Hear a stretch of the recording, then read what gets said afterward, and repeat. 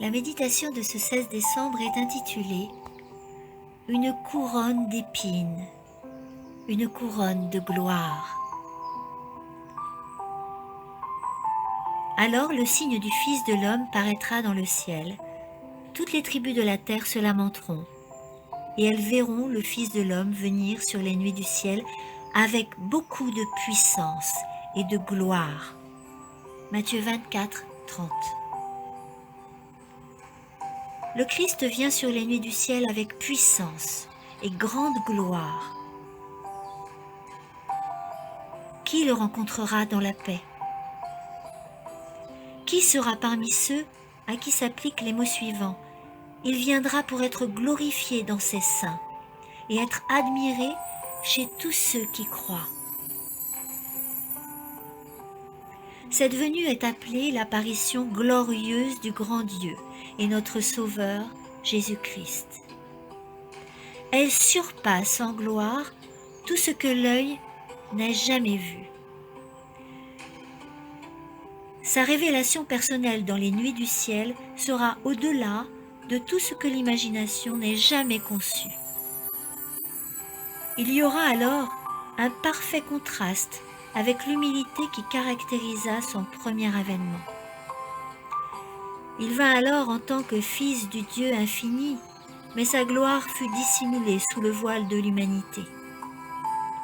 Il vint alors sans aucune distinction terrestre de sa royauté, sans aucune manifestation visible de gloire. Mais à sa seconde venue, il vient tant avec sa propre gloire que la gloire de son Père, entouré de l'armée angélique céleste. Au lieu d'une couronne d'épines marquant son front, il porte une couronne sertie dans une autre couronne. Il n'est plus revêtu d'humilité, de cette vieille robe royale placée sur lui par ceux qui se moquaient de lui. Il vient revêtu d'une robe plus blanche que la blancheur la plus éclatante. Sur son vêtement et sur sa cuisse sont écrits ces mots: Roi des rois et Seigneur des seigneurs.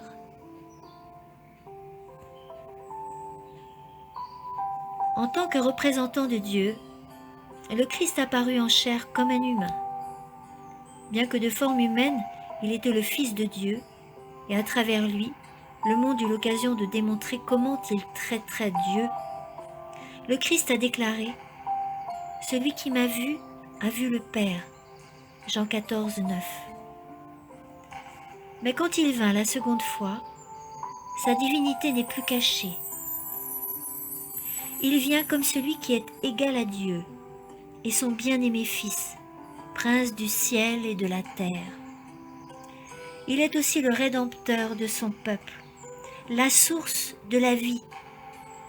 La gloire du Père et celle du Fils sont vues comme étant seules.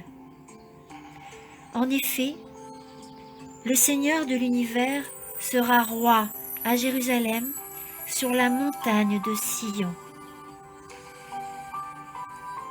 Et sa gloire brillera devant les anciens de la ville. Amen.